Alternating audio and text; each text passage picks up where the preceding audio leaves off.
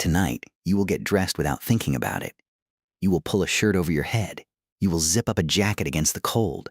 It feels automatic, almost invisible. But the real answer for why you do this is far stranger than you think. Clothing did not begin as fashion. It did not begin as modesty. It began as a survival technology so radical that it changed the direction of the human species. Your ancestors were naked for millions of years. Then, at some point, they were not. What changed? Picture East Africa more than 1,000,000 years ago.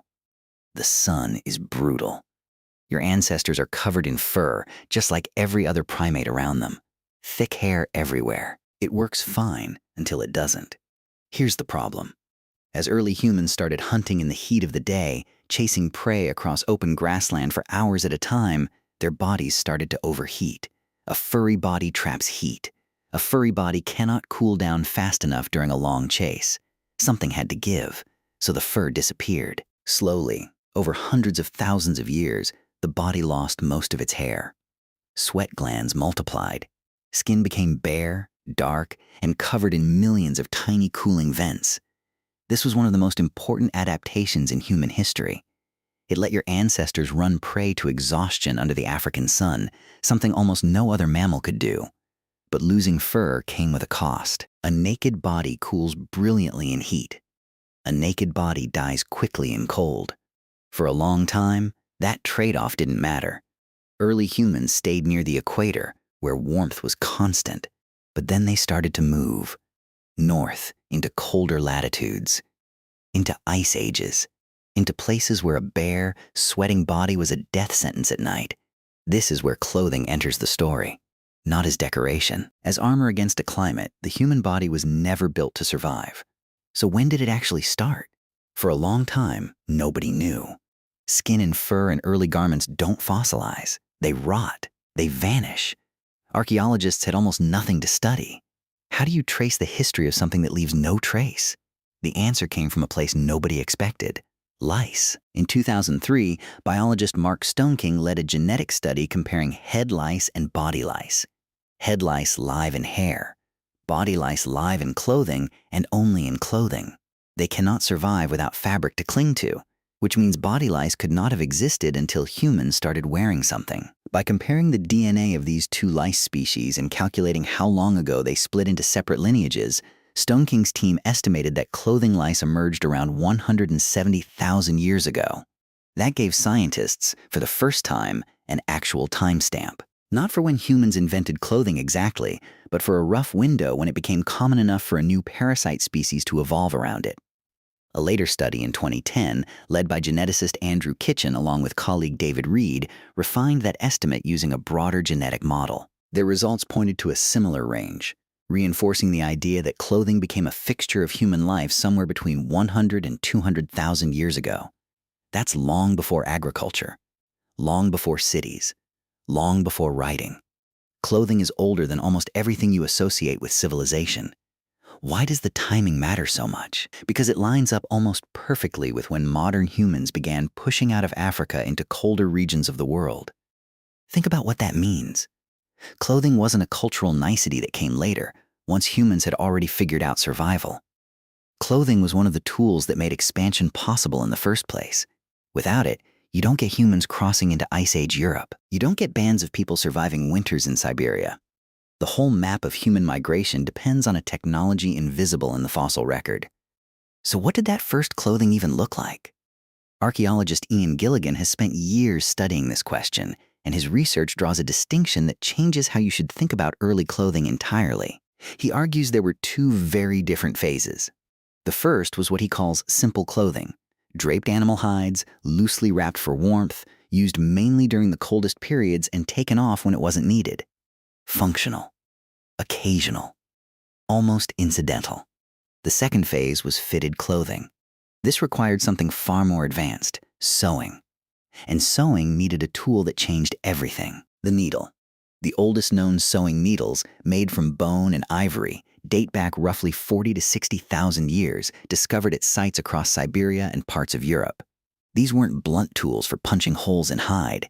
They had fine eyes, narrow shafts, and clear signs of deliberate craftsmanship. Someone sat down, carved a piece of bone into a precision instrument, and used it to stitch fur into a shape that actually fit a human body. This is a bigger leap than it sounds. A draped hide keeps you warm but leaves gaps.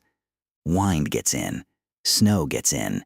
A fitted, sewn garment seals those gaps. It traps a layer of warm air against the skin. It turns clothing from a blanket into something closer to a second skin, engineered for an environment your real skin could never survive alone. And this is where the story takes its counterintuitive twist. You might assume that as humans got smarter, clothing simply got better in a straight line, from simple wraps to sewn coats to what you wear today. But Gilligan's research suggests something stranger. Clothing use appears to have expanded and contracted with the climate itself. During warmer interglacial periods, evidence for complex clothing use seems to fade. During brutal glacial periods, it spikes, along with a boom in tools clearly designed for hide preparation and sewing. In other words, clothing wasn't a one-way invention that humans discovered and then kept forever. It was closer to a survival response, switched on hard when the ice advanced and relaxed when it retreated. Your ancestors weren't just inventing clothing once. They were reinventing the need for it, generation after generation, in step with the planet's temperature. There's something almost unsettling in that. It means clothing is less like a fixed human achievement and more like a mirror of the climate outside your door. Cold world, more clothing technology. Warm world, less pressure to bother. Your ancestors' wardrobes were, in a very real sense, written by the weather. Now here's where it gets even stranger, and where a second question sneaks in behind the first one. Did clothing only ever serve to keep humans warm? Not exactly. Some researchers argue that once clothing existed, it very quickly became something else too, a canvas. Ochre pigment, beads, and deliberately punctured shells appear in the archaeological record around the same era that clothing became widespread. Symbolic use, likely for adornment, possibly sewn onto garments themselves. Clothing may have started as pure survival, but almost as soon as it existed, it seems your ancestors couldn't resist turning it into a message, a signal of identity, a way to say something about who you were to everyone who saw you. This is worth sitting with for a moment. The oldest technology for protecting the human body may also be one of the oldest technologies for expressing the human self. Survival and identity, tangled together from the very beginning. Is it really so different from what you do now? Because here is the modern mirror, and it's closer to you than you might expect. You still choose clothing for two reasons, and they are the exact same two reasons your Ice Age ancestors did. Function and meaning. A coat because it's cold outside. A specific coat in a specific color, cut a specific way because of what it says about you before you say a single word. Every morning, when you stand in front of your closet, you are running a calculation that is genetically almost identical to one your ancestors ran 40,000 years ago in a Siberian cave. What will keep me alive today?